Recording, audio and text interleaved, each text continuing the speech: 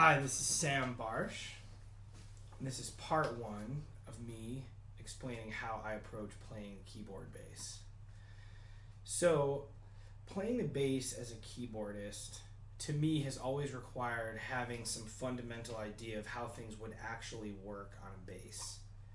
I'm not a huge fan of overplaying or of playing, kind of in ways where it's obvious that it's a keyboard or sometimes even somebody playing with two hands. I much prefer an organic feel and a feel that's hinged on groove as opposed to on kind of the acrobatics of technique. Tantamount for me is how that goes hand in hand with technique. So I use a lot of octaves when I'm playing the keyboard bass, and a lot of that is because the way that my pinky and my thumb interact with each other gives an innate groove.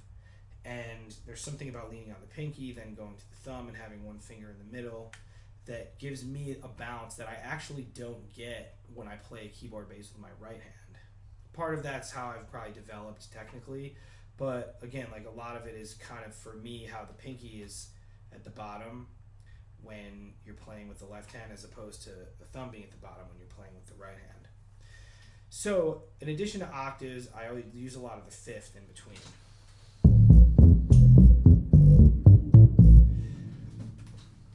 Also coincides with what I'm talking about with the technique, and it gives a feel that's not too filled up with notes in the middle. If you notice a lot of classic bass stuff, there's not a ton of playing the scale. There definitely are riffs and there's times when, people play different notes within the scale, but focusing on the root is really always the key, especially in hip hop, pop, R&B music. In jazz, you can get a little bit off of there, but I'm still a big fan of the root.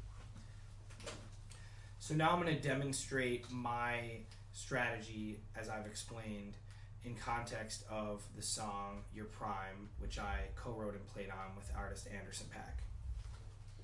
This is the verse section.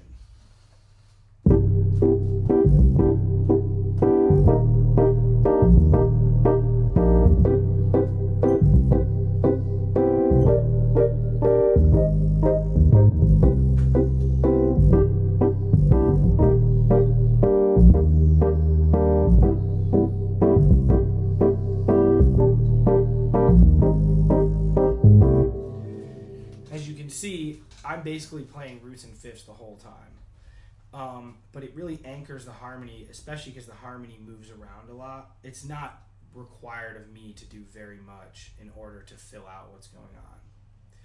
So that is part one of me showing how I approach playing the keyboard bass.